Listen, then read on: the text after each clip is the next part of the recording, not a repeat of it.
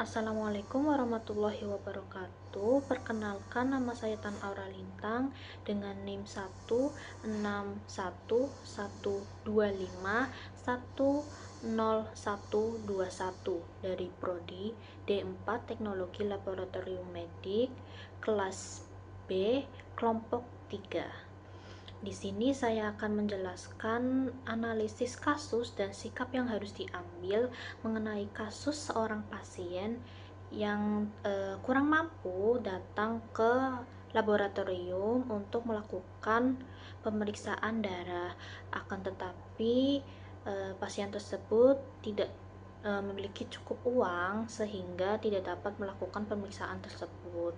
Akan tetapi ada pasien VIP yang datang dan meminta hasil dipercepat, padahal prosedur standarnya belum selesai dilakukan. Ada 4 poin yang akan saya bahas. Yang pertama, menjelaskan prinsip kemanusiaan, meliputi keadilan, kasih sayang, kesetaraan, dan tanggung jawab sosial yang relevan dalam kasus tersebut.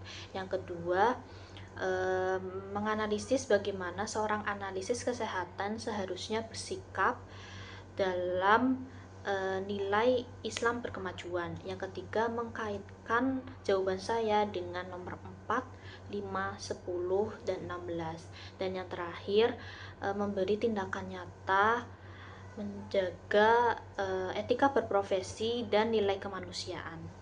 Prinsip kemanusiaan yang relevan dengan kasus ini, yang pertama ada keadilan. Setiap pasien yang datang untuk melakukan pemeriksaan darah itu berhak mendapatkan pelayanan laboratorium yang sama dan tidak memandang status ekonomi pasien tersebut, sehingga seorang analis kesehatan wajib mengikuti SOP yang sama dan tidak memprioritaskan pasien walaupun pasien tersebut adalah pasien VIP. Yang kedua ada kasih sayang. Kasih sayang seorang analis mendorongnya untuk memahami perasaan pasien kurang mampu tersebut dengan cara mencari solusi alternatif seperti mengarahkan untuk menggunakan BPJS atau ke arah layanan sosial yang lain. Selanjutnya ada kesetaraan. Kesetaraan menekankan bahwa pasien memiliki hak yang sama untuk mendapatkan pelayanan kesehatan yang bermutu dan aman. Status VIP tidak bisa dijadikan alasan untuk mengorbankan hak pasien lain atau melanggar SOP yang ada. Dan yang terakhir, tanggung jawab sosial. Analis kesehatan bertanggung jawab untuk menjaga etika berprofesi, memberikan akses layanan yang adil dan merata, serta jujur dalam memberikan hasil pemeriksaan guna menjaga keselamatan dan kepercayaan masyarakat. Selanjutnya adalah sikap analis kesehatan yang sesuai dengan nilai Islam berkemajuan. Yang pertama, menjaga amanah dan profesionalisme, yakni dengan menjaga rahasia data pasien dan tidak mempercepat hasil pemeriksaan hanya karena pasien tersebut adalah pasien VIP dan tetap mengikuti SOP. Yang kedua, menegakkan keadilan dan kesetaraan, yakni memberikan pelayanan kesehatan atau pelayanan laboratorium tanpa memandang status ekonomi pasien tersebut. Ketiga, berempati dengan mustadafin, yakni memberi solusi kepada pasien yang kurang mampu mengenai jalur bantuan atau keringanan. Yang keempat, menegakkan prinsip maslahat bersama, yakni dengan menghindari konflik yang dapat merusak kepercayaan masyarakat. Dan yang terakhir, memberikan pelayanan dengan niat untuk menolong sesama sebagai bentuk pengabdian kepada Allah Subhanahu wa Ta'ala. Poin selanjutnya adalah keterkaitan jawaban saya dengan angka 4, 5, 10, dan 16. Angka 4, 5, 10, dan 16 merupakan SDGs atau tujuan pembangunan berkelanjutan. Angka-angka tersebut berhubungan dengan nilai etika umum dan tujuan pembangunan berkelanjutan.